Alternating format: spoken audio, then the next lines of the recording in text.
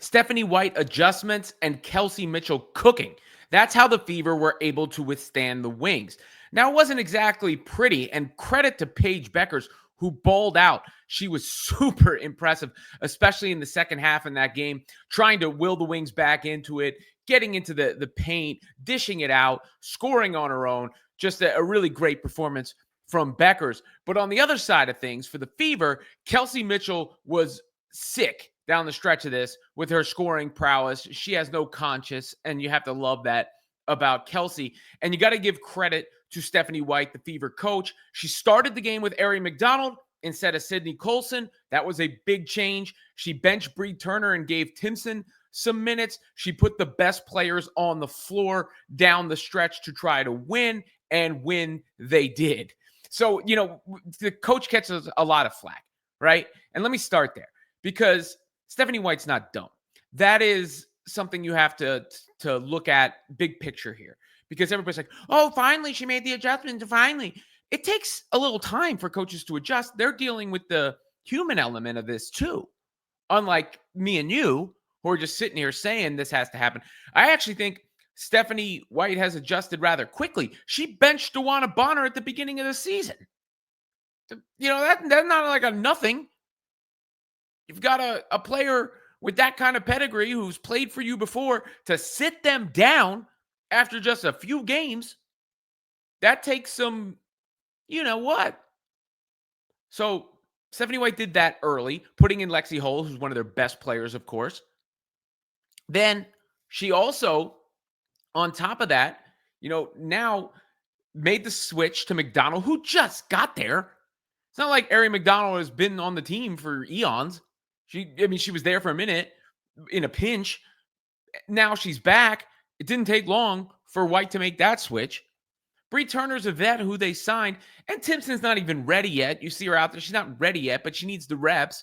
And considering Turner's a zero, you might as well roll with Timpson. And Stephanie White did it. What else would anybody like to see from her? I mean, those are big moves. And it helped the Fever get out to a big lead, which matters. Even if they blew the lead, it matters. They were able to play faster with McDonald on the floor, and because they got defensive stops. You got to get defensive stops to play fast. You got to get stops and rebounds.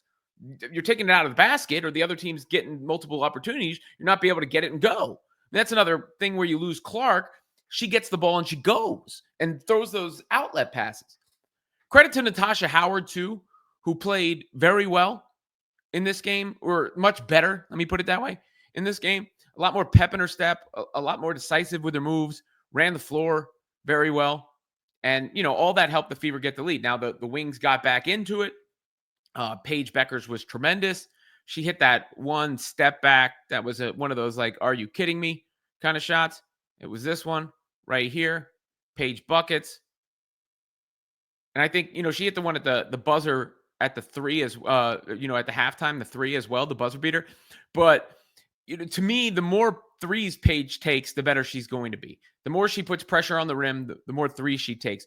But little subtle things that Paige did in this game, there you see Kyrie Irving, was drawing the defense. She would just get a couple dribbles into the paint. Remember when Kelsey Mitchell said the thing about touching the paint, and people misinterpreted it to mean paint touches? Didn't mean feed the paint. It means get your feet in the paint a little bit. But either way, Paige was able to break down the defense just enough to bring them to her, and then she would spray it out. And they did really well with J.J. Quinterly in there. And Chris Koklanis, the coach of the Wings, he had to go in there for a minute until he brought Arike Agumbawale back in. That really helped the Fever. And I think they're at a bit of a crossroads in Dallas where they have to make a decision there, because they looked much better, and they have looked much better a lot of times. And I don't even dislike Agumbawale, but seems to be a dynamic fit there with the way she has shot volume and needs the ball versus Paige creating it, and how Quinterly is also able to attack. And they were much more dangerous to me with that Quinterly-Beckers combination. But it was Kelsey Mitchell down the stretch for the Fever. She was just brilliant in this game, just attacking the way she went right at the teeth of the defense. You see Lee Uru right there. And Kelsey Mitchell's like, no, I see you. Food. Too quick. too shifty, and one. And Kelsey just attacked, and really sealed that game for the Fever. She is the reason they won it in the fourth quarter. No question.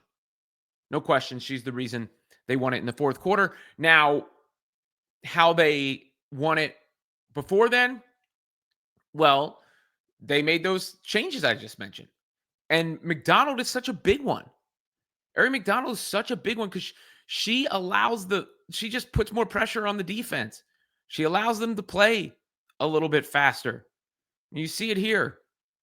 Here she goes. Colson cannot do this. Euro. Sydney Colson does not have that in her bag. I mean, there was one play where Colson got the ball almost in transition and stopped. She's okay in a pinch, but beyond that, it's a problem. So Colson and Turner, two of the players they brought over. Obviously, Bonner gone. Howard improved in this one. Cunningham played pretty well, I thought, in this one. But McDonald has been this huge addition. And I think they're one, maybe more addition away. Got to scout Europe. I mean, I know everybody talks about Mieseman. Got to scope that situation out. Dantas, too. You forget she wasn't there. She brings some size, some stretch abilities as a big. And then, of course, the big one being Caitlin Clark. Before the game, Stephanie White said Clark is still day-to-day, which I believe. I think there's a chance she plays in that Commissioner's Cup final on Tuesday. We shall see. That remains to be seen. But I still feel pretty good about the Fever. I do. I know I'm Mr. Optimistic and all that. But you got to remember, Clark has missed like half the season. And they're I think they're one game under 500 without her. Treading water. You know, they've lost a few close games even when she was there. The one against the Liberty early in the season, one against the Dream early in the season. They blew that game against the Sparks. So eventually that might come back to bite you when it comes to seeding or overall record. But still, the fact that they're out in double digits every game, the fact that they have McDonald, they've added that to the bag. The fact that I do think that the coach isn't afraid to make adjustments and moves, and the fact that the front office has to be aware, with the cap space they have from moving on from Bonner, that they might have to make another roster tweak. I still believe, it's not a disaster. It all hinges on Caitlin Clark's health, but this was a big win for the Fever on the backs of Kelsey Mitchell, Ari McDonald, and the head coach, Stephanie White. I know she gets criticized a lot, but give her some credit. She made the adjustments that were necessary for the Fever, and it was just enough, just enough for them to withstand Paige Beckers and the Dallas Wings.